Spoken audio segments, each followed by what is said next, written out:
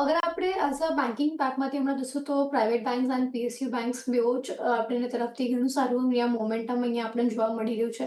અને અગર આપણે જોશું તો આપણા બેંક્સની હમણાં જે બેલેન્સ શીટની પણ અગર આપણે વાત કરીએ તો બેલેન્સ શીટમાં પણ ઘણી એક સારી એવી સ્ટ્રેન્થ આપણને આવતી અહીંયા જોવા મળી રહી છે.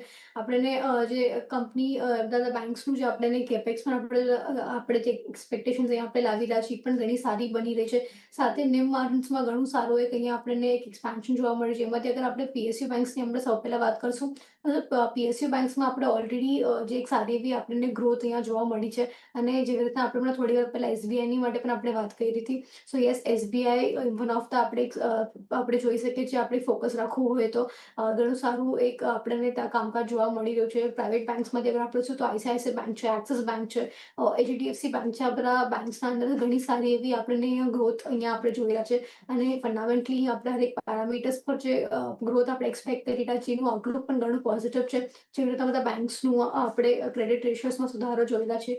બધા બેંક્સનું જે જીએનપી નેટ એનપીમાં જે આપણને ડેકલાઇન જોવા મળ્યું છે વિચ ઇઝ વેરી ગુડ અને સ્ટ્રેન્થ એડ કરી છે એમના બેલેન્સ શીટ્સ પર.